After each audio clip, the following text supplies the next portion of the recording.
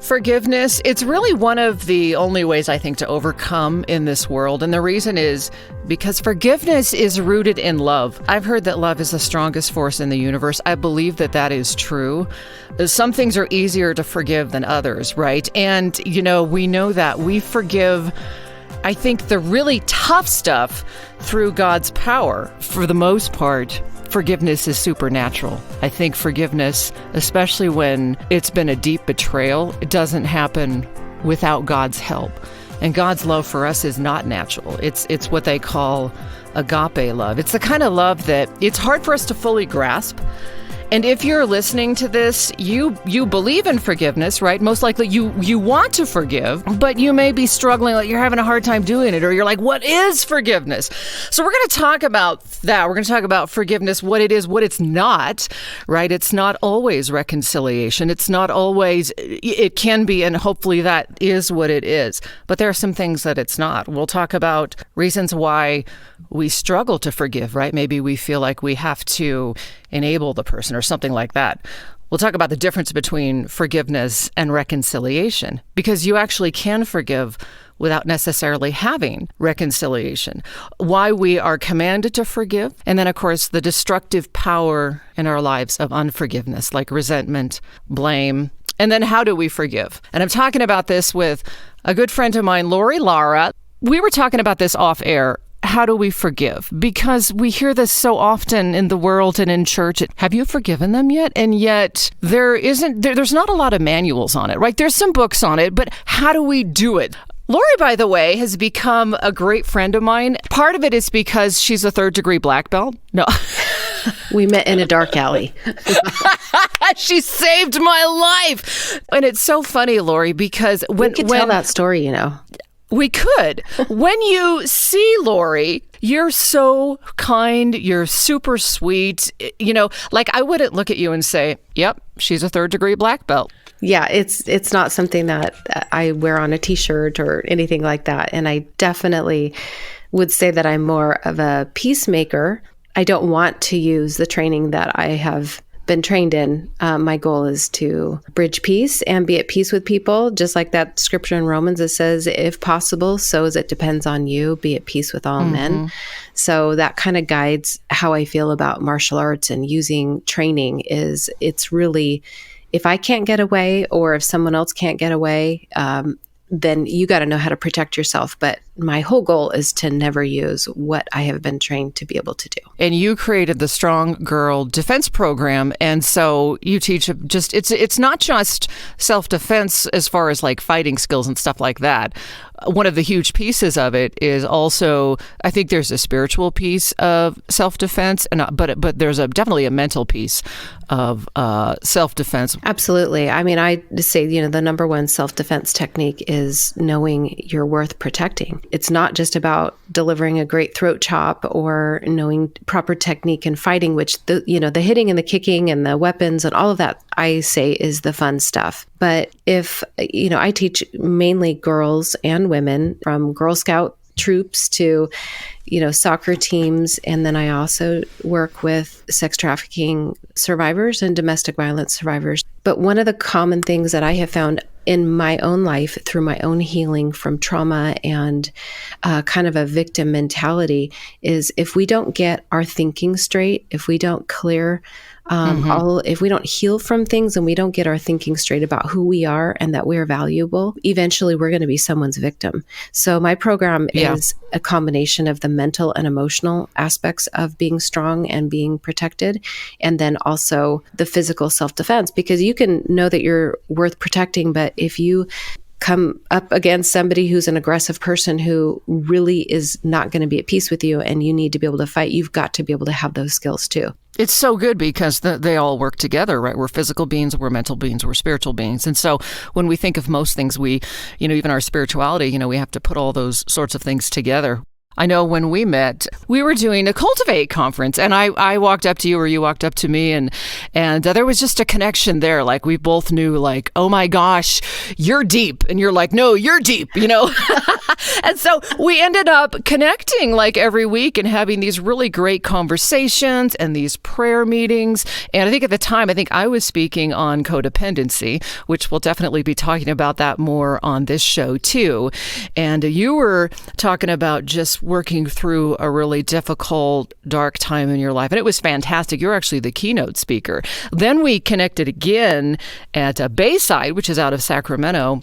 I was doing shame, and you were doing a session on forgiveness, which was fantastic. As we were talking on the phone and stuff, we were like, let's start out and do a show on forgiveness. So one of the things that we're going to talk about today, like I just said, is what forgiveness is, what it isn't. Forgiveness means letting someone off the hook for doing something to us that we don't deserve. When forgiveness comes to my mind, I think of, first of all, acceptance. And acceptance is the key to all my problems today.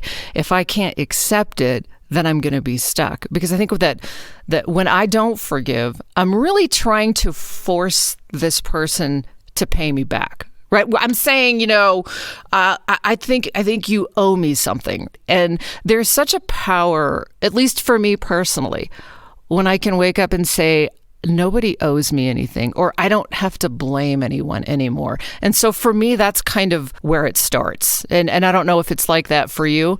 I love what you just said, because the acceptance is really kind of the foundation of even being able to even step into true forgiveness. Is we cannot be in denial. I remember reading The Road Less Traveled, Scott Peck talking about cheap forgiveness versus real forgiveness. And cheap forgiveness is saying things like, oh, well, they did the best they could. And that might be true, but it's also a way for denial to kick in, where we don't feel the full weight of what happened, whether it be in our families of origin or a close friend. I deal a lot with women. So dealing with betrayal that women have done to each other, the wounds that women carry from each other is a big deal. But if we cannot, as Scott Peck called, name the crimes, we have to name the crimes. Yeah. And what you're saying about acceptance is absolutely paramount, because if we can't name the crime and then we can't process it. I kind of come at forgiveness from really the first gate of, what do I do with this pain?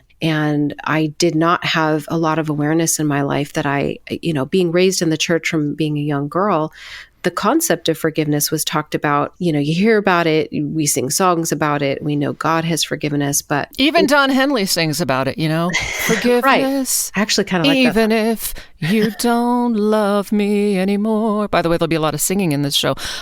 It's a beautiful song. I'm just visualizing you breaking into dance and showing a video of you doing that song. That's really funny. There are many more like, well, I don't know if you probably don't know Gordon Lightfoot, but he's got an old song called Carefree Highway. But in it, he says, knowing I got no one left to blame. And it's such a beautiful line to me. Every time I can go, you know what?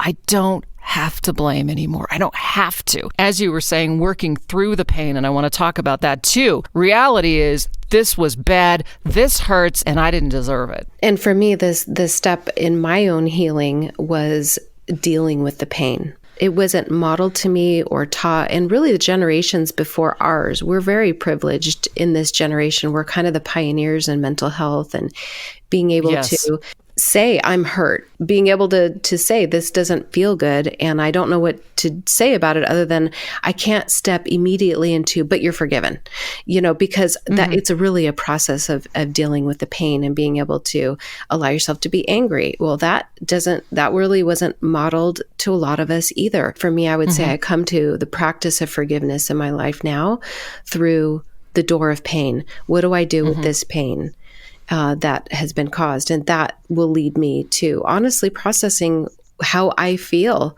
about what happened. And then through that, I can sort out what was my part, what was this other person's part, was there misunderstanding? I can't address what happened until I can deal with the pain. And there's something very destructive in not dealing with that pain. And we see this, especially as Christians, we want to be really quick to forgive. A good example that I always use, I'm just making it up, but let's say in the church, right, someone has a ministry. Someone comes in and, I don't know, takes over the ministry, kicks the other person out, yada, yada, right? This other person is, they're crushed. And it a lot of times you hear things like, well, have you forgiven them yet? You need to forgive them. And then, but we're going to keep the ministry going because it really helps everybody, right? And so everyone's being blessed through the ministry, but the person that's been crushed is like laying on fetal position on the floor trying to figure out how to forgive. So what's then happened is now it's like you need to forgive, and the fact that you don't means that you're wrong and you're the bad one. So now you kind of had this double whammy. And the whole time, this was all done with good intentions, right? But look what the result is. And we've all had that happen. I feel like as people and as Christians, we need to allow, like you said, that place to look at, why did this happen? This didn't deserve to happen to me. And to be able to allow the person to process, like you were saying. And in big and small things. I didn't realize how much I held on to injury as a way of practicing. It's just kind of something I established in childhood, is I didn't talk about my pain. And that manifested in some really self-destruction. I had no idea what to do with my pain. And so I just kind of shoved it, and it just became this unconscious weight. And I find when I talk to women, this is very common, because you want to live a good life. You don't want to go around slaying people and hurting people. I didn't want to take a revenge route. I wanted to kind of pretend it didn't happen because I didn't know what to do with it. And then really getting married, having kids, then it just became this pressure cooker of, I'm not sleeping, I'm not, just the demands of motherhood and trying to live this great life and all the blessings that were in my life. But I had this very bad habit of not addressing and not even having a conversation about things that hurt me. And I remember one time the boys were home and I used to, make breakfast back when I used to cook, but when they were young, and I would cook breakfast, and then my husband worked from home. And so I would cook breakfast and the boys would take turns of who was going to bring daddy his breakfast. I don't remember what happened. It was some sort of interaction that happened with Robert, and I was mad at him. And so I'm cooking breakfast and my son says, well, where's daddy's breakfast? Because I didn't cook. And I said, daddy's not hungry. Yeah. And he looked at me really funny, my son. And it was this mirror to me, seeing the reflection in his eyes, because clearly I'm lying. Of course, he's hungry, and I'm all just men are resentful. hungry first thing in the morning. I don't know what it is. My husband's like, when he wakes up, he eats immediately. I'm like, I need to suck down coffee for an hour. Okay. Right. But I had to come face to face with this, this resentment that I had. It wasn't a big deal. I mean, it was so small, I can't even remember what happened, but it really showed me how I was dealing with these offenses. And so I made the breakfast, I sent it up, and I'm like, man, I have some work to do, because that's pretty ugly that I would not cook breakfast over a small offense. The thing that I think people need to realize with unforgiveness is it could be something very small. This happened to me. The wound was so deep over something that was small. And I ended up in therapy. And basically what she told me was, this is like rungs on a ladder. You just reached the top and now you're falling over. That's why. Because this unforgiveness, what I thought was a small slight, was years and years and years of undealt with resentments, pain, and anger. And so that's huge, because sometimes we struggle to forgive because we've got a whole myriad of other things wrapped up in it. And so it's in working through all that stuff, when we start to break it all down, that we can begin to start to forgive, because we understand, I'm reacting to a myriad of things that have all just built up and built up and built up. Yes, and we see this a lot with road rage, I can tell you about that. Oh my gosh. Yeah, I mean, and the person can't possibly be that upset with me for going the speed limit, but he seems to be that upset with me that he'll swerve around and cut me off. And there's so much frustration and so much that we're all carrying. It's hard to manage life.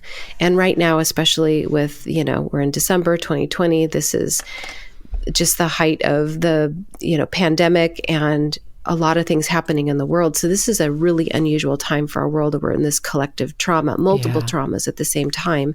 Meanwhile, we're all trying to live a good life and keep our families together. And, follow God and do the right thing. And it's a lot. It's a lot that we're all carrying. So this practice of forgiveness is more important than ever right now, that we establish a really connected spiritual practice of forgiveness, because that's where we're going to get the freedom to be able to not carry around all that pain. And it's funny that you mentioned road rage, because I used to have the worst road rage. I've gotten tickets. I remember getting a ticket and coming home and saying to my husband, I'm going to die out there. And this one day I was literally chopping carrots. And I was like, God, why does this keep happening?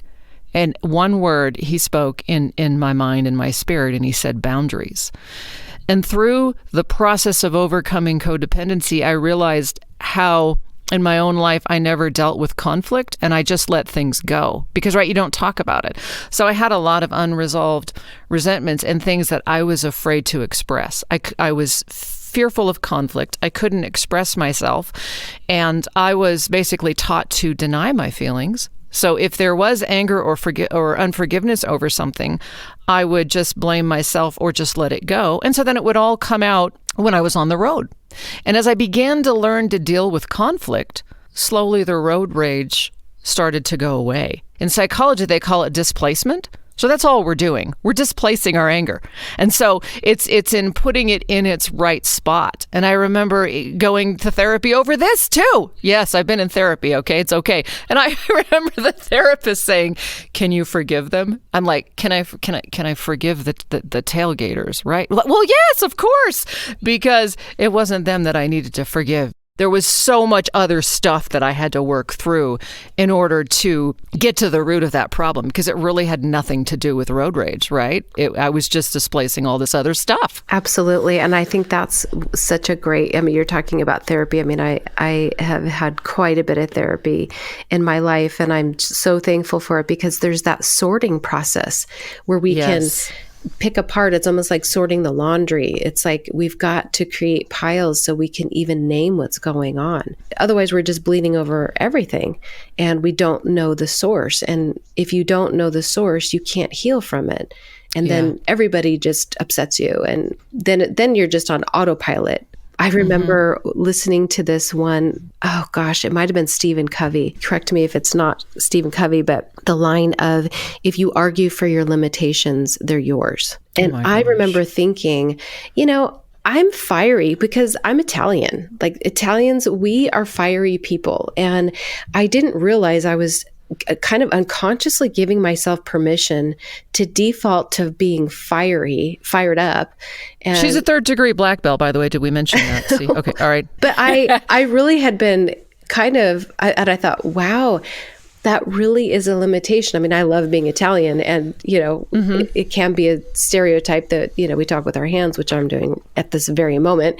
But, there is that part of taking responsibility, to me, was so key in my mental health and being able to heal from things that had really hurt me, was taking responsibility for the quality of my life right now. Yeah. Because that blaming, like you had talked about, that's going to get me nowhere except more upset. And then I can't live this life the way that I know God wants me to live if I'm constantly triggered, if I'm constantly upset. It's just a series of upsettedness.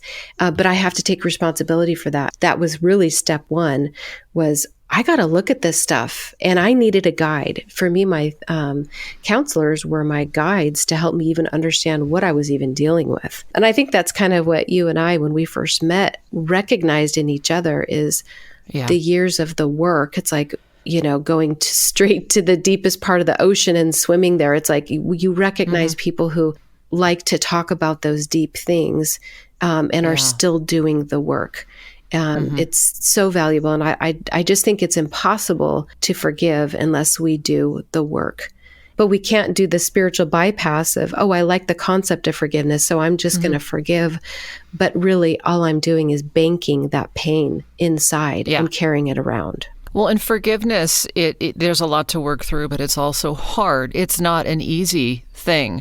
But we always hear forgiveness, you're doing it for yourself and not the other person.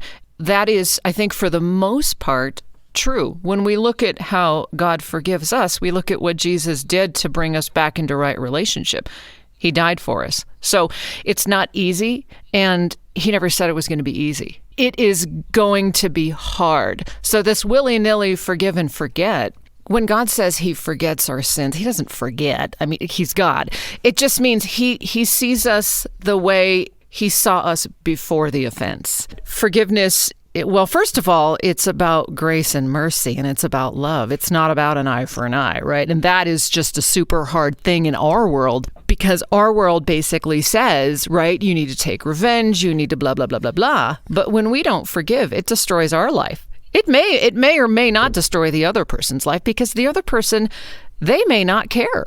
They could care. They may be a narcissist, or you could be a victim of a crime. You know, the biggest one that comes to mind is there's a guy that wrote a book. I forget his name. It's called The Tears of My Soul, and this was during the days of the Khmer Rouge, and they murdered his whole family, and he was buried. And he was 11, and he was buried underneath his entire family, and they thought he was dead. Right? This was during Pol Pot, Cambodia, that whole thing.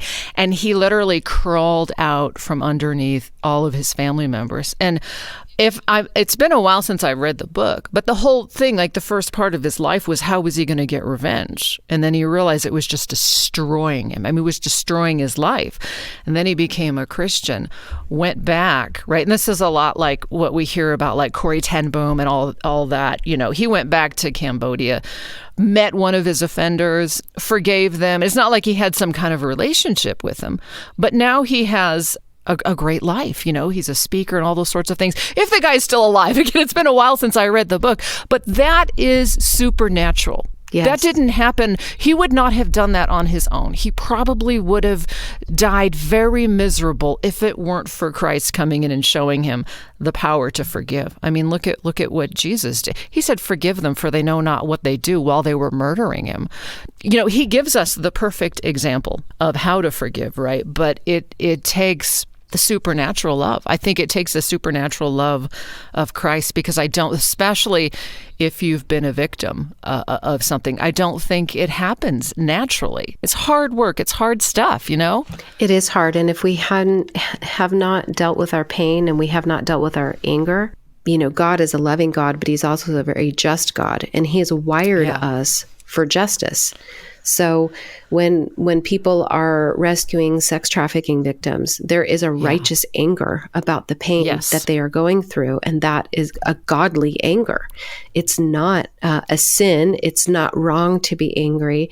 I didn't understand that, practically speaking. I did not understand how to deal with my anger in a safe, appropriate way. I did not realize the connection between the justice of God and the love of God. I just kind of felt like there was some kind of magical thing that I didn't know how to do to be able to become free.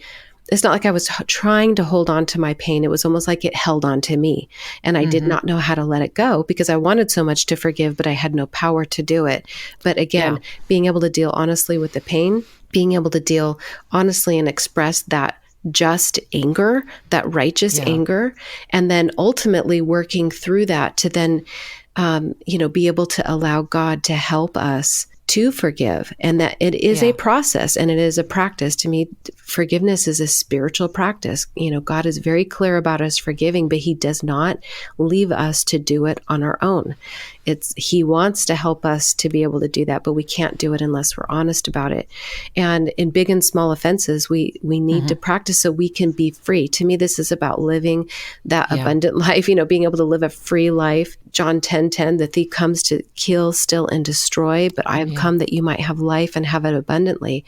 And so, you know, the enemy wants us to be hurt and then stay hurt and then hurt other people.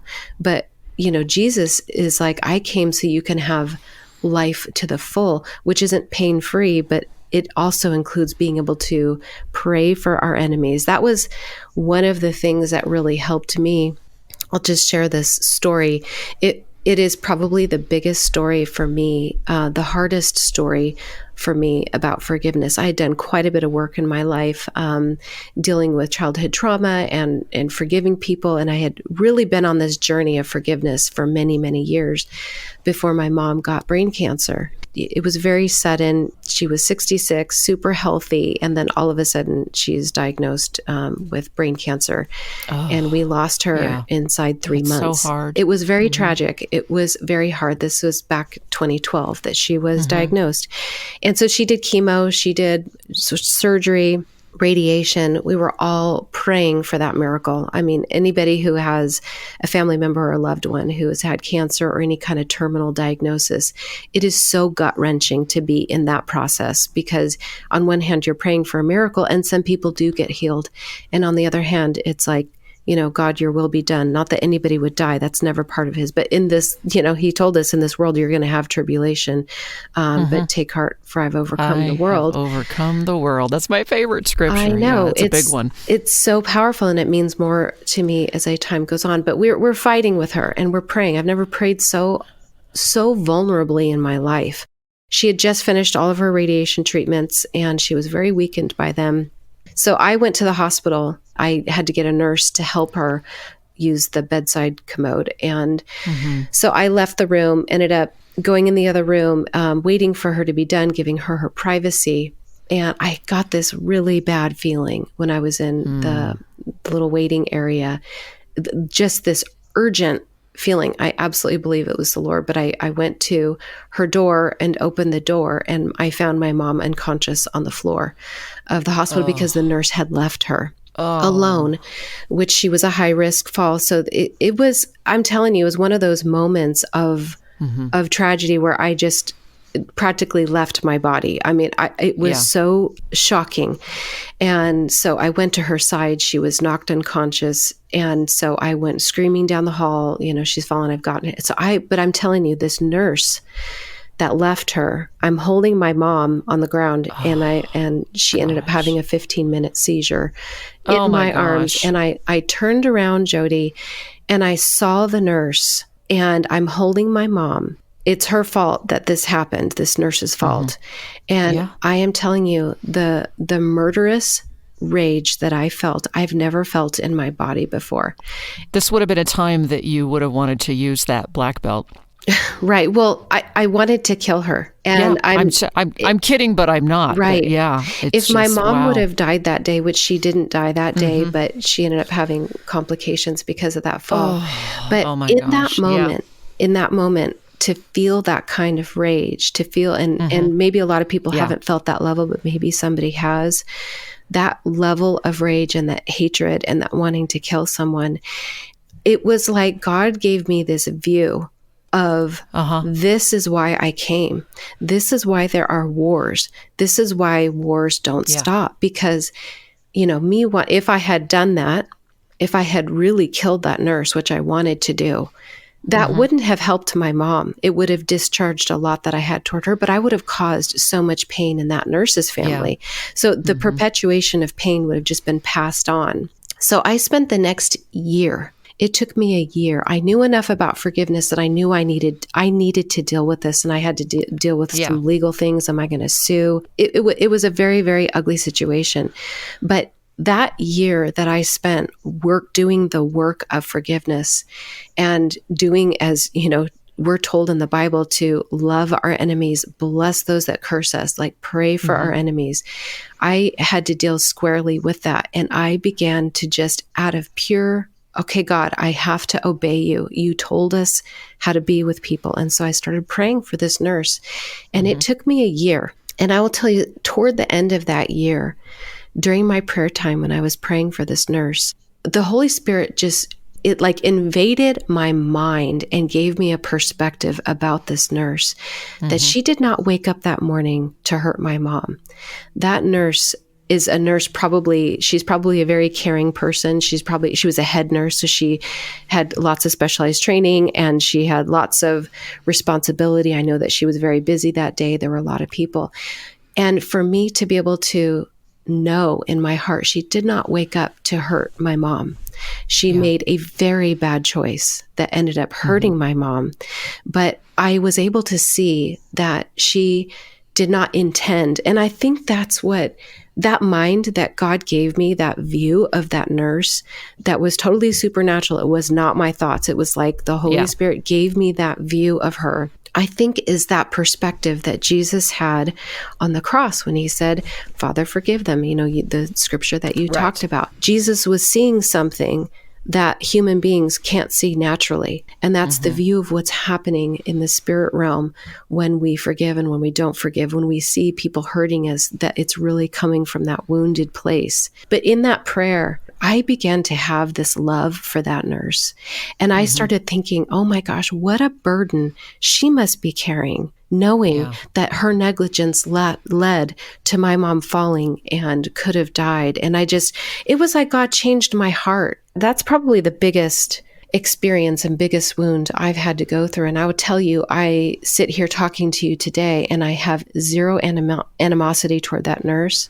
I have nothing but love for her. I do not feel any more about her the way that I did in that moment when I really wanted to kill her. And that's such a beautiful story. Thank you for sharing it, because one of the things that you had to do, and I've had to do this too, is when I was deeply, deeply wounded, I had to realize, okay, this is going to destroy me. It's going to destroy me if I don't do something about it. So it's initially having that insight to understand that, then to go, okay, now I have to forgive this person. How do I do it? That's when you're on the right track. In forgiving you began to change how you thought about that person. And that's where it starts. So, because they say, you've forgiven someone when you can finally wish them well. Initially, we start out and we say, I want to kill this person. And then it's like there's sort of this indifference. Well, I don't really care if they live or die, right? And that's that, but as we keep going, like you said, we begin, with God's help, we can begin to see a different story about them. I know this person didn't wake up and say, I'm going to hurt my friend today. Like, that's not how it starts. So you start to understand their brokenness and their struggle. And that's what empathy is. And it's hard to forgive without empathy. So you began to use your God-given empathy, right? And it wasn't, you didn't condone it. You didn't excuse it. You didn't forget it. You didn't pardon it. There isn't even reconciliation. There could be, but it's not like people think, oh, if I forgive, it's going to allow this thing. Well, it's not going to allow anything, because reconciliation, that's a whole different issue. It's not like you're best friends with her.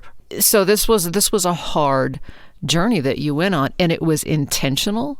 You chose to do it, and it wasn't based on a warm and fuzzy feeling. You began to change your thoughts about the person, and this is huge. And then you began to pray for them. I had a woman that was harassing me in my job. This was years ago, and she was bullying me, and it went on for years. Eventually, she was let go and ended up in the hospital with a triple bypass surgery.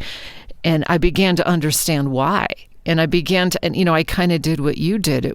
I had read, and June Hunt talks about this a lot. If you change how you think about the person, eventually your heart will line up and you will start to feel like forgiving. And I had to do the same thing with her. I eventually started praying for her. And during that time, then these things in her life that didn't go so well, then I actually began to feel sorry for her. Not in a, oh, I feel so sorry for her, but in a way that there was empathy, there was understanding. The reason this person did this was because she was hurting too. And so that really helped me to forgive. And now I wish her well. I hope everything goes great for her. And that's how I know that I've forgiven, just like you with the nurse. Like, you don't wish anything bad on her. And that right there, friends, is when you know you've forgiven. When that energy is dissolved. Yeah. I want to talk too about what forgiveness is not. It's not being a doormat. It's not having any boundaries. My brother died of alcoholism. I think you know the whole story, but he died in 2015, and it was tragic.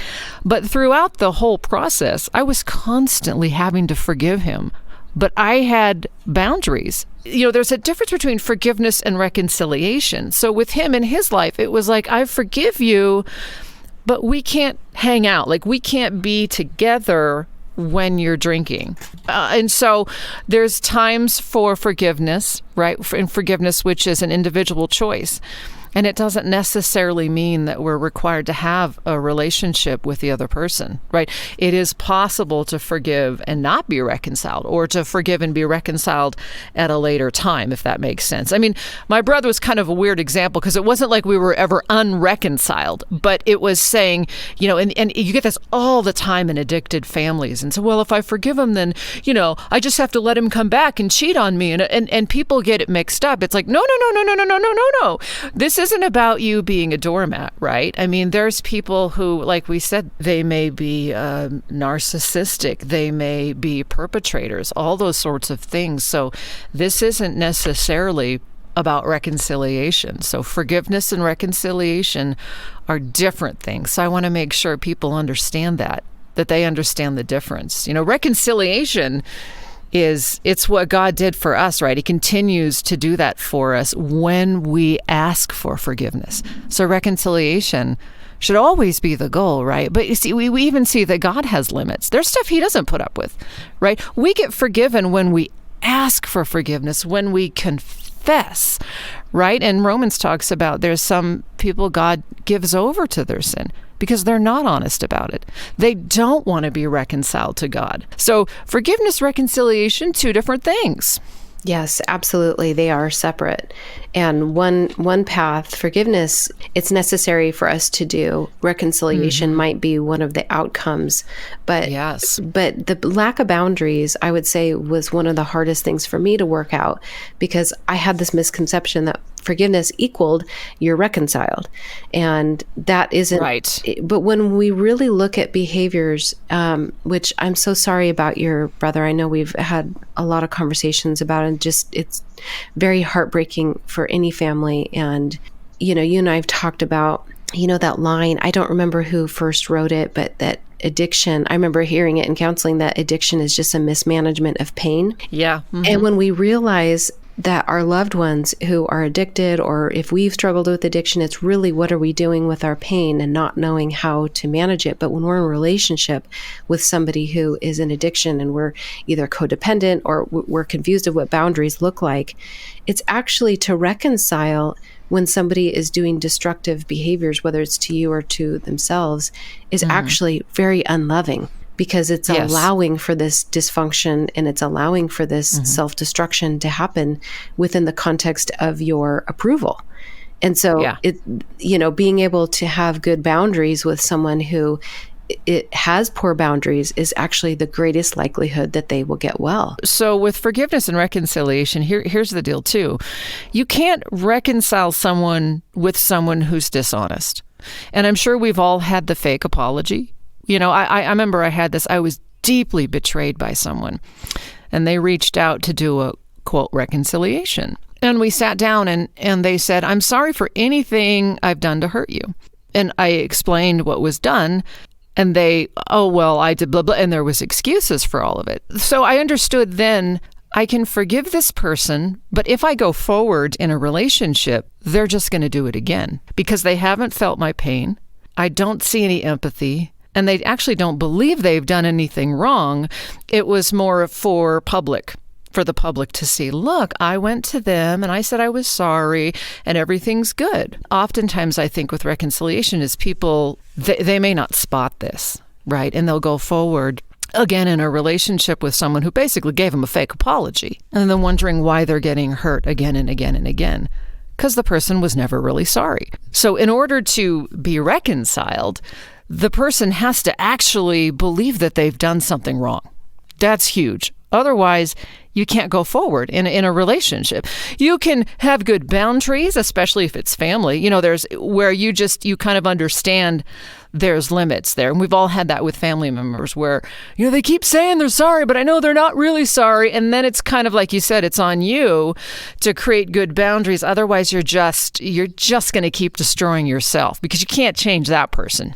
And that's that taking responsibility piece. Mm-hmm. Yeah. Once there's a pattern, then we have to own what is our part of creating that. And it's very hard when you love somebody to set boundaries that feel like you're abandoning them, or there's a lot of grief that comes along with boundaries. and being able to have boundaries. There's oftentimes a lot of loss of a relationship, and most relationships are not all good or all bad. So it's a combination. So, there might be a woman who is battered, and she knows people say, well, why doesn't she just leave? And there can be, I don't think as much as there used to be, because I think there's more understanding around abusive relationships now, but certainly the old school thinking was, well, why does she keep going back?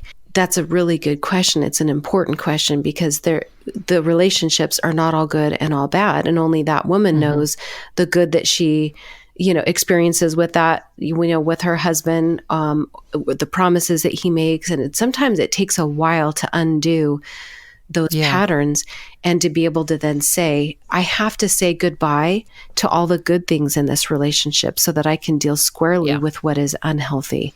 And that's hard. That's the work. That's the work of any kind of boundary, whether it's actual battering or it's codependency or it's, any kind of poor boundary where you're chronically being hurt. If you're in relationships where you're chronically the victim, there's something probably that you need to look at of why you're allowing this chronic hurt to come into your life. And that's not blaming the victim for the victimization. No.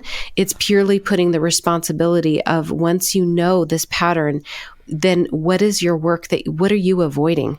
Maybe, what is the pain that you're avoiding of being able to make good decisions? And that's really hard to come face to face with. It's really hard. I remember dealing squarely with that in my life in counseling early on. And some things are very black and white, when you're a kid and you get hurt in extreme situations, you truly are, people really are victimized by each other. There are true victims. But then it's, what am I setting up in my life? And if the common denominator is I'm always a victim in friendships and relationships and all of that, I've got to take a look at that so that I can break that pattern of what I'm helping to create in my own life. And this brings us to some of the reasons why we struggle to forgive, and there's so many of them. But one of those is that we're getting something through being the victim. We're getting something through the sad story. And I can say this as a recovering alcoholic and as a recovering codependent, that I was getting something from being the victim. And I was really taught unconsciously, it wasn't intentional, to not address my feelings, to stuff my feelings. And I got into this. Codependent people confuse love and self-pity. Well, they're not the same thing. So for me, because of my self-esteem challenges and not addressing any of my feelings, for me it was like, well, you can't love me because I'm not good enough to love, but you can feel sorry for me. So here's my sad story. And if you always have a sad story, then I would look at the patterns in my relationships, either where I would break them or there would be betrayals. And all relationships are an unequal balance of power. And so in the past, we're always, who's got the power in the relationship, and we work to balance it out. But if you're a person who struggles with codependency, you find that you're giving away your power all the time. You're always giving it away. Oh, you do it. Oh, I'm not good at that. Oh, right. And then you have anger, resentment, unforgiveness, right? And that's continuing on, and you're struggling to forgive. But at the same time, you know that forgiving means power. Forgiving is empowering. It's an oxymoron, or whatever you want to call it, because sure, there's power in not forgiving, because I get to hold that over you, Lord. If I'm mad at you, you're going to feel bad, and I'm not going to forgive you. I'm going to hold that over you. But then there's also power in, look at what they did to me. Look at what they did to me. I am a victim. And I have people in my family who have spent their life that way, as a victim. Oftentimes they were. They really were. But there's so much work in empowering yourself and moving beyond being a victim. But it also means freedom. And some people don't want that, because being a victim, we get something within our self-worth, sometimes through our sad story. Now, it's definitely not that way for everybody, but that's how it was for me. And I can honestly say, during the years when my brother was really, really sick with his addiction, that was very defining for me. I would be like, when I would meet someone, the first thing I would want them to know about my sad story. Like, that was defining me. And that's not healthy. We don't want that to define us, but we have to do the work of forgiveness and getting that self-worth back. The more you do the work of getting healthy, and the more you do the work of creating, I'll just say, like, a better life for yourself. Part of this whole show is about living a better life. And you can't be spiritually healthy if you're not mentally and emotionally healthy. And so that's the goal, is to get there. And as we work towards that, and as we become better people, we find, at least I do, that forgiving becomes a lot easier when I'm a healthy person. That's really powerful what you're saying about your, when you got something from telling your sad story. And I think, that really goes back to what we were talking about with what do we do with our pain? What do we do with our anger? And not knowing how to deal with those things. I think we've all could probably think about someone in our life, maybe who's elderly, who, was jaded when they were in their younger years, that's still holding on and still telling that story. And we can see clearly in other people how that stuckness can take a whole life. It can block us from, moving on in healthy relationships, dealing with friendship betrayal. It's very, very hard for women who have been deeply hurt by other women to trust other women. And that really, I think, goes back to, can we trust ourselves to have good boundaries, to be able to spot somebody who maybe would betray us? Can we look honestly at someone's behavior, and can we grieve the loss of friendship? That's very hard to walk away from unhealthy friendships. Again, it goes back to, it's not all black and white. Sometimes there are really, really good things in that friendship. But can we walk away because this is too deep, this was too much of a character issue, and I cannot trust this person on this level? But then if we stay blocked and not being able to be open and build a new, deeper friendship with someone else who comes along, now we've just kind of banished ourselves to a very lonely life. And God has created us for a desire for relationship and community. He's wired us that way, to know him and to love him, and to know ourselves and love ourselves, and then also to know others and love others. And if we cannot process hurt and pain and anger, we will live a very disconnected life, which will be very sad. So this unforgiveness can actually impact your other relationships going forward in the future. So you've got to work through that, like you said, so you can spot it, but also so that this unforgiveness doesn't follow you through the rest of your life and destroy other relationships as well. And I think that gets to one of the other difficult challenges that we feel like it's hard to forgive is, right, we think there needs to be reconciliation. Maybe we're getting something out of not forgiving. But also what we talked about before is not really understanding, what it is. I remember one time when I was deeply, deeply wounded, I had to look back and realize, okay, it started when I was 5 years old. So the real pain was that when this person betrayed me, it was a daddy wound, and it went all the way back to feeling invisible. And so I had to understand all the rungs on the ladder that had led up to, for the other person, was probably just a slight in their mind. For me, my world came crashing down, and I couldn't figure out, this shouldn't be a big deal, but I wanted to die. I wanted to die, and I had to go get help for that. And it was then that I realized I'm attaching a lot of stuff to this one thing. There's a lot of stuff that's being attached to this one betrayal. And so it was in sorting that out and understanding this goes all the way back to feeling invisible as a child, to not having my feelings validated, so that when this betrayal happened, what they were saying, they were triggering. So a lot of unforgiveness can be triggered to child. It was triggering a wound from way back when, of where they were telling me I was invisible and that I didn't matter.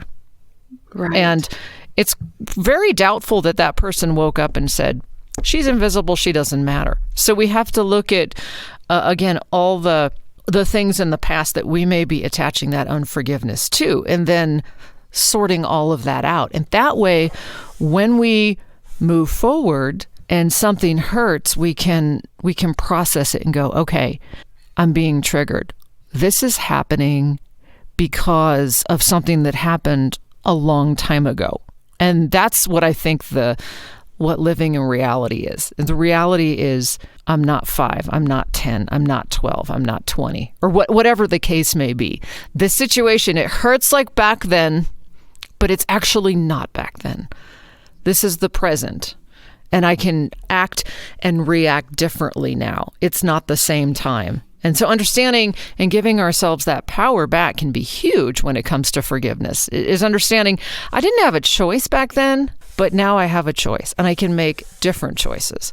But Yes. You have to understand what all those triggers were and get back into working through all that stuff. So it's a lot of work. It is a lot of work. And I think it takes a lot of tenderness toward yourself and catching yourself when you're stepping into shame about it. Like, oh my gosh, what is this? We can even have the awareness of, oh, this kind of feels like when I was 5. And instead of, some people might go, well, that's ridiculous. That's ridiculous. You're not 5, grow up, let it go. And then again, that whole bypassing the process or feeling ashamed that I'm still feeling this way. Gosh, why am I still feeling this way? And just wanting to be done with it, just banish it from your being. And that's, of course, that's impossible. But I think to have a tenderness toward yourself and a curiosity.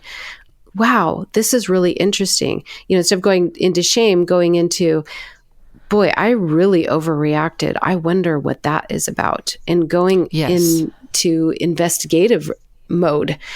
Wow, this obviously triggered me. So I need to take a step back and I need to trace this. Where does this go? That's why for me, the first step to all of the work this all began with my journal that I call it This Film Has Not Yet Been Rated journal. It was the mother of all journals. And I began to write and not censor myself. And it was just for me. And I allowed myself permission to really just dump everything out. And this was really ground zero for me to even take a look at like, what am I dealing with?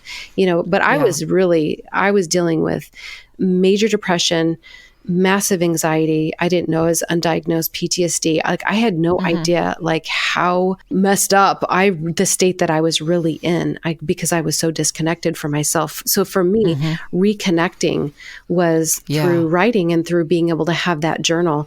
That was really the first step for me to uncensor, dump it out. Don't judge myself. Don't censor as I'm writing. Just write it as it is, kind of a free write. And that was step one, was being able to, as Scott Peck, referring back to The Road Less Traveled, it's like you have to name the crimes and not judge and not censor, but be kind of become an investigator in your own life. And that was really step one for me. And then, of course, for me in counseling, I had to process things, for me dealing with trauma. EMDR was very, very helpful for me. But we have to be able to tell our own stories, to be able to work through the story, to be able to tell a different one. Otherwise, we're just going to be repeating the same relationships, the same patterns that we say we're sick and tired of, but we have no power to be able to make it different. My favorite quote, really, it's become my favorite quote. And I don't even think it's a full quote because it was one of those quotes I read in a book where they did ... But Dr. Henry Cloud said, "Reality is the best place to be. Everything else is just fantasy." Yeah, that's good. And I know that's kind of like, whatever. But it means so much to me because like everything you were just saying, so forgive doesn't mean forget. They say forgive and forget because the forgetting part is when we've finally done the forgiving and there could be reconciliation. But you can't forgive what you don't acknowledge. The whole point of forgiving is that there was an offense, there was pain, something happened. So you have to acknowledge what actually happened before you can move through forgiving. When people say willy-nilly forgive, I feel like that's not okay. That's like, here's an example. Remember, I just graduated with a master's degree. And part of me wanted to just, because of all the COVID, just forget it. Just send me the thing. It doesn't matter. Well, for the first time in my life, I had to say, what? It does matter. It does matter. Celebrate it. Make a big deal out of it, at least for one day. And I feel like that's with forgiveness. It does matter. You were hurt. This isn't about not acknowledging your part. There's parts of that too. That could be a whole nother show, but you do need to acknowledge it. But for the most part, what was done to you, you didn't deserve. It was very painful and it matters. And the act of forgiving matters. Because it's hard. It's a huge step for you to take. And it means a lot. You can't forgive something that you're not even willing to acknowledge, because now we're just talking about denial, right? And that's a whole nother issue. That's right. So that's right. And being able to take that step back and look at the context that we're living in. There is this spiritual realm that, the Apostle Paul tells us to, put our focus on the unseen things rather than the seen things, because the unseen things are eternal. And there is a battle for our life. And if we don't realize where we are in that story, if we don't even realize that we are even in that battle, we don't understand the forces that are working for us and against us. And that really goes back to that original scripture that I quoted, John 10:10, the thief comes to steal, kill, and destroy. But I've come that they might have life and have it to the full. So there's two parts. The day we were born, two agendas went out for our life. One to kill us and steal and destroy us, and one to give us life and have it to the full. So when we're hurt, the enemy wants us to hold on to that hurt, ruminate on that hurt, want to get revenge, because that's going to steal our life. It's going to kill all of our relationships. It will destroy us, and it will destroy everyone around us. So he wants that original pain, and then he wants that pain to continue and reverberate throughout our entire lives. But God doesn't want that for us. And God has a way for us to work through the pain, work through the anger. He doesn't want us to do it by ourselves. He's given us the power. He acknowledges our pain in scripture over and over and over, that he keeps our tears in a bottle, mourn with those who mourn. I mean, he loves us so much, and he knows when we get hurt, and only he has the power to help us to transcend it. But we have to want that, and we have to take responsibility and say, do I want to become well? Do I want to move through this? Not deny it, not shove it down, not ignore, not become invisible, but do I want to move through this? And that's a very important question to ask ourselves. Do we want to move through this? Do we want to get over this? Not do we have all the answers now, but are we willing? Are we willing to do the work?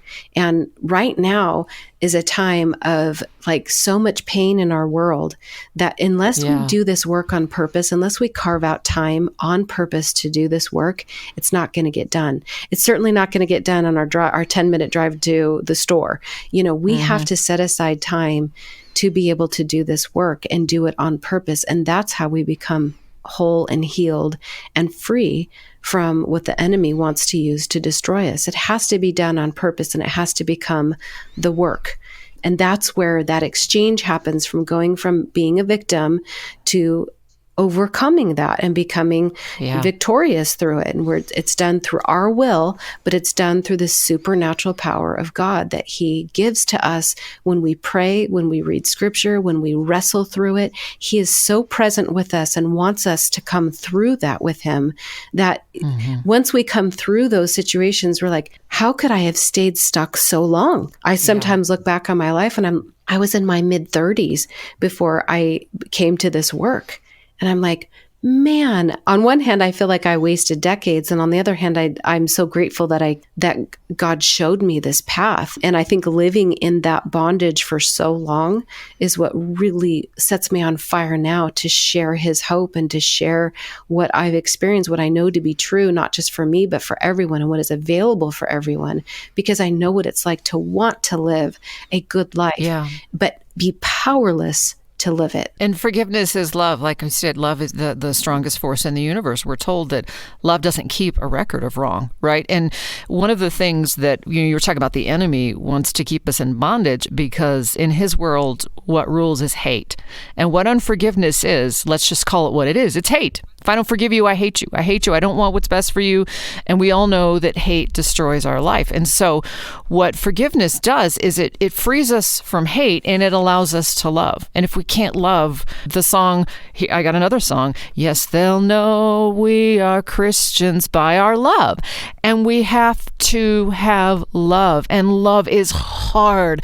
Love, Jesus died so that we would have love. So it's not, just love. This is hard. This forgiveness stuff, this is hard.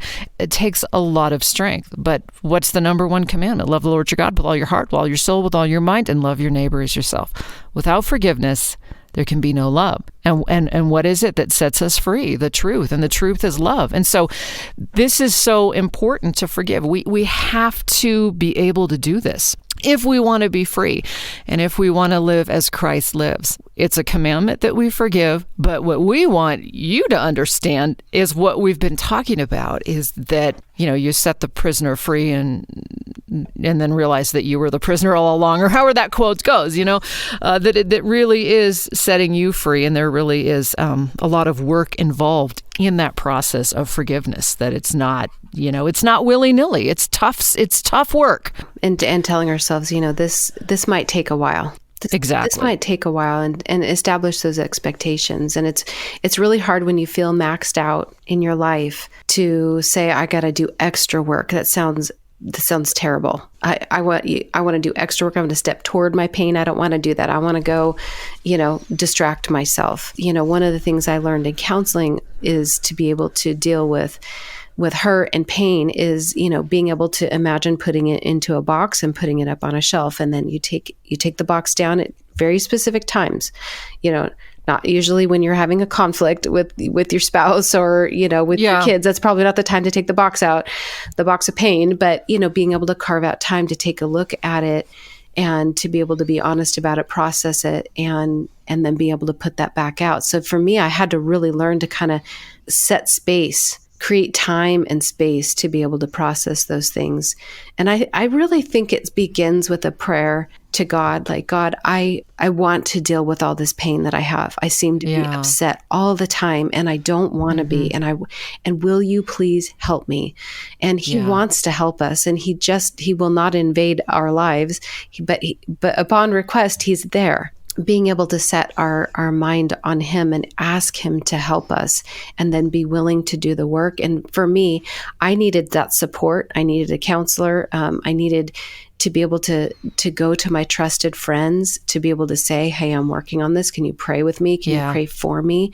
And if somebody doesn't have those close friends yet, because they just haven't established or found those people or worked through that, pray for friends. I remember spending many, many years without having good, close friends because I had dealt with a very big friendship betrayal that just wounded me. And I didn't know it at the time, but I'd kind of closed my heart. I'm like, I'm done with female friends. And I really did. I shut that door and I just thought, I'm just going to. They're all the same. It's just like men. I'm not dating anymore. I'm done with men. They're only after blah, blah, blah. Right. I know we get that way. Because two people did that. They're all that way. Mm-hmm. I know. And this was that's very unforgiveness and bitterness. I didn't even consciously do this. This was my response to the pain. Of course, I just buried it in me. And I just really thought, I'm just going to be married, have my kids and my family, and I'll be fine. And then, having the boys, and then you just, God has wired us to have close friends, like especially as women do. And I think men also need that too, but women, like, we need those trusted friends. And I remember my husband saying, why don't you pray and ask God to bring you those friends? And I'm like, what a silly prayer. This is how I responded to my husband prompting me to do such a good thing. I'm like, that sounded ridiculous to me. Like, God's busy with world hunger and all the big things. I'm going to pray for friends. I didn't have that intimacy with God on that level yet. But, I began to pray. And then, there came a couple of friends that if I would have missed these friendships, it would have been the saddest thing ever, but I had to really open my heart. And so praying and asking God to provide those relationships, to provide those people to help walk alongside of us, and we get to walk along them. And not every woman is going to betray you. Not every man is going to betray you. And I found that the more I worked through things, the more I could trust myself to spot some things and not go into denial about people. Yes. But you can't heal outside of community. You have to understand what's triggering you. What are the type of people I'm attracting? Why am I attracting them? How do I stay away from them? You're never going to learn that in a box. You got to get out and learn it. Right. And nobody's going to be perfect. If you're, haven't had friendships for a while and the next, friend comes along, we cannot pin our hope on a person being perfect, because we are going to hurt each other unknowingly, oftentimes, or knowingly, or maybe having different expectations. So it's working that out, but wanting to have that intimacy, wanting to have that wholeness, and that messy but genuine relationship and connection that just fuels us in life. It helps us to accomplish what God wants us to do here. We have to keep moving forward. And what you had was what's called a corrective experience. And I had this with a female friend that did a certain thing for a living. Oh, I'm going to stay away from people that do that for a living. And then I had a church. Oh, well, I'm not going to go to church anymore. All these things. And I remember the therapist saying to me, you need to have a corrective experience.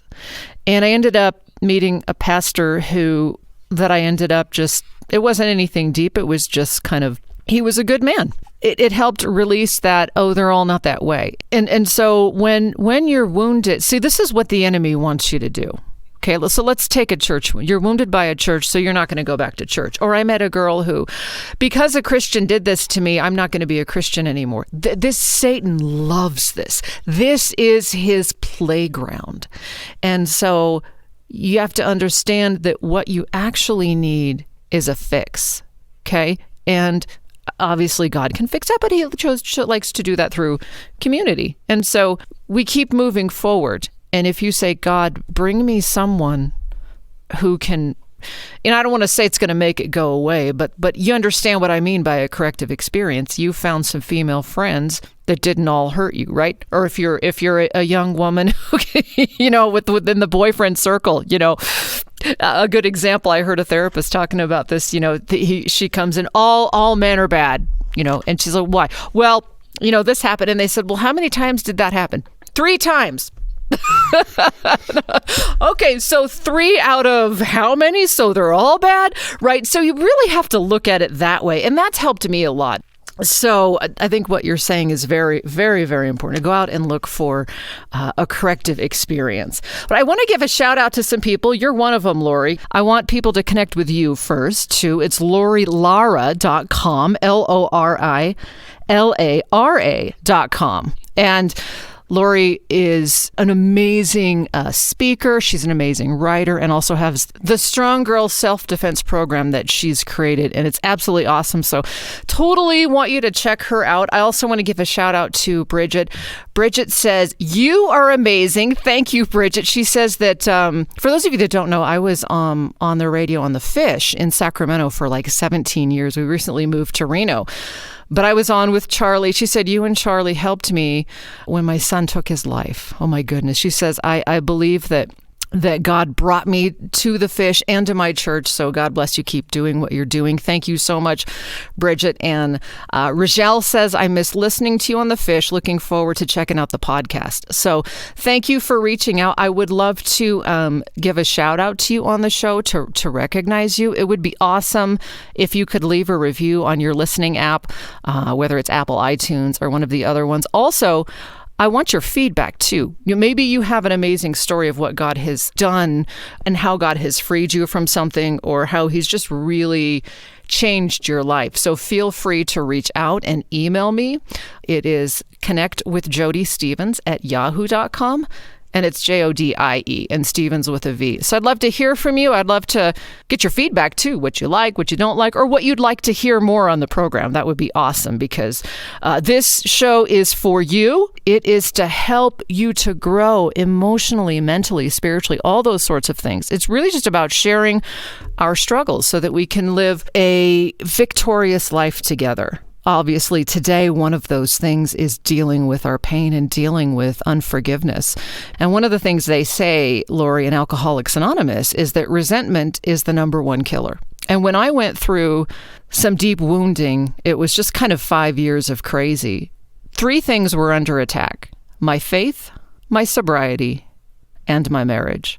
I think we can see the damage of unforgiveness. We can also see the work of the enemy when these things that are keeping us up, that are keeping us standing up straight, faith, sobriety, marriage, when those things are under attack, we know it's time to take action because, and there's even a scripture that talks about how bitterness literally rots the bones. If you're in a recovery program, you know that the danger is death. It can literally lead to that. Or you can just have a life full of resentment and bitterness. And like you said, of building up walls. And we do not want you to be building up walls. We want you to be victorious And we want you to be full of the love of Christ. And that's why working through this is so important. But I want to wrap it up as I do every week with a quick tip. When you forgive, you are showing mercy and grace, right? In His mercy, in God's mercy. So mercy and grace is this, and that God does not punish us for what we deserve, right? Namely hell, right? But while in His grace, God gives us the gift that we do not deserve. So in the same way with forgiveness, we don't give our offender the punishment that they deserve, right? So that's mercy. And we give them the gift of forgiveness, and that is grace. And we see, like in Luke 6:31 through 33, he says, do to others as you would have them do to you. He says, if you love those who love you, what credit is that to you? He says, even sinners love those who love you. And if you do only good to those who do good to you, what credit is that to you, right? Even sinners do that. So it's easy for us to love whoever loves us. That's when I really see my humanness, is how easy it is for me to just love people that love me. Oh, and if they do bad to me, oh, well, I'll just give that right back to you, right? But that's not how it works. Thank you so much for listening. Lori, thank you so much for being here as well. I know you wanted to say a prayer for us, and that would be awesome. Absolutely. And thank you, Jodie, for having me. I always love talking to you. Dear God, I just thank you so much that we can talk to you even right now. And I just pray for anyone listening to this conversation who might be wrestling through some old pain, or maybe it's fresh pain. Maybe it's something that just happened. God, we know that you watch over us, you see us, yes. You love us so much, and you're present with us even when we aren't even aware of your presence. And I just thank you that you care so much about us individually, and no pain is too small, no pain is too great for us to be able to work through. I thank you that you did not leave us alone on this earth to just figure everything out on our own. Yes. You've given us a will to be able to choose how we're going to respond, and that we can choose to do things your way, or we can choose to do things in our flesh. And God, I just ask you to help anyone who is dealing with woundedness, whether it be in their marriage or it be in their family of origin, maybe a coworker, maybe even with their own children, a neighbor, anybody that they're dealing with, God, old pain, new pain, something that happened that they just don't know how to overcome. And God, I just pray that your Holy Spirit would just surround this person, and that your grace and your love and just your presence alone would be a comfort, and that your hope, that the hope of you and the hope of healing would guide maneuvering through and navigating through the hard emotions, whether it be pain or anger, or just flat out feeling stuck and frustrated and anxious and depressed about what life would look like, just carrying this pain. It's so expensive to just hold on to it. It just weighs us down. And so I just pray for your freedom. I pray for your love to just invade our hearts, and that we would be able to be honest about what we've been hurt over. We'd be honest about the anger, that we would trust you to manage what outcome and consequence needs to happen with other people. And if we need to be part of that, God, in whatever way that we need to be part of, that we would cooperate, but that we would ultimately trust you to take whatever vengeance or repercussions or consequences with this other person. I pray that you would give us the ability to release people healthfully, that you would allow us to have the freedom to not carry old baggage, that you would give us just a breath of hope in this moment, that you are working on our behalf, that this isn't just up to us, that we would learn to rely on your Spirit to help us to forgive, to help us to be able to release these injuries so that we can be free to be filled with even more of your love. And so I just thank you, God, so much for your presence, for your love, how much you love us and how much you love even the people who have hurt us. I pray for healing in families. I pray for healing in individuals who maybe have been hurt by people who are long gone, who aren't even alive anymore. I just pray for generational healing, for wounds that happened to people who hurt us that have been dead and gone for a long time. I just pray that you would give us your freedom and that we would be able to affect people around us in your love and in your truth and in healthy, good boundaries, that boundaries come from you. They are not wounding. Yes. And help us to have a healthy view of our relationships and to be part of relationships that are good and whole and healthy for us and for those around us.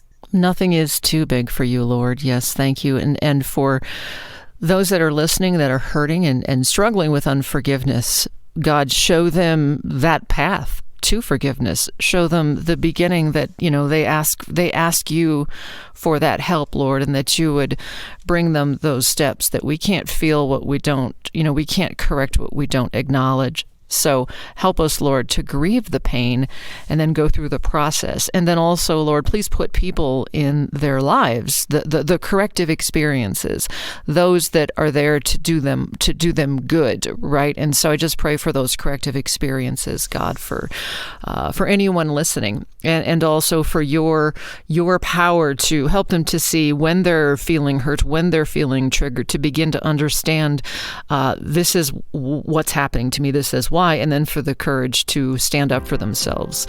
I love the serenity prayer. God, grant me the serenity to accept what I can't change. I can't change the fact that this is hurt. The courage to change what I can. I can acknowledge the pain and I can do something about it. And then when's the wisdom to know the difference? And the difference may be reconciliation. The difference may be that there's not reconciliation. So we just pray these things. We love you and thank you in Jesus' name. Amen. You see why Lori's my prayer warrior friend, you guys? This is great, Jodie. I want to hear from you as well. Again, I'd love it if you would subscribe to this podcast. It comes out the first of every week, either Monday or Tuesday. I post it Sunday night, but it can take a day or two, as they say, to drop. I guess drop's the cool word. So it's going to drop. So that's the technical word. So thank you so much for listening, you guys.